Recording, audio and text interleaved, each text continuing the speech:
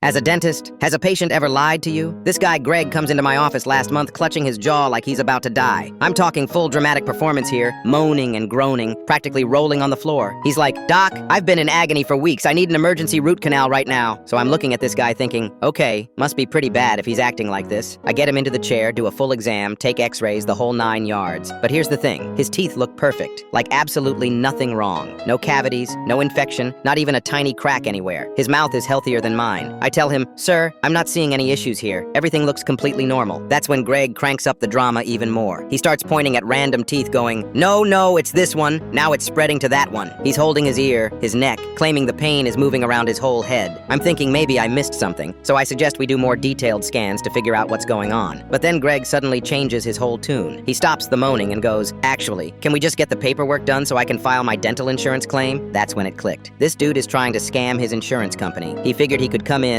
fake some pain, get me to do an expensive procedure, and cash in on the claim. Pretty clever, except he picked the wrong dentist to mess with. Instead of calling him out right there, I decided to play along. I put on my most serious doctor voice and go, "Well, if you're in that much pain, we'll need to inject numbing medication and start drilling to investigate what's causing this." I start describing how I'd have to use needles to numb his gums, then drill into the tooth, maybe even cut into the gum tissue to see what's happening. The second I mentioned needles and drills, Greg's eyes went wide. All that dramatic moaning stopped instantly. He sits up in the chair and goes, "You know what, Doc? I'm actually feeling much better now. The pain just went away." He practically jumped out of that chair and bolted for the door. Left so fast he forgot the free toothbrush we give everyone. But here's where it gets really good. About a week later, I get a call from his insurance company. They're asking why the emergency root canal procedure wasn't completed and why there's no follow-up scheduled. Apparently, Greg had already filed a claim saying I'd started the work. I told them exactly what happened, how he came in with fake symptoms, tried to get me to do unnecessary work, then ran when I actually offered to help. Turns out this wasn't his first rodeo either. The insurance investigator said they'd been tracking Greg for months. He'd been hitting up dentists all over the city with the same scam. The insurance company ended up pressing charges against him for fraud. Last I heard, he's facing some serious legal trouble and definitely won't be getting any dental work covered anytime soon.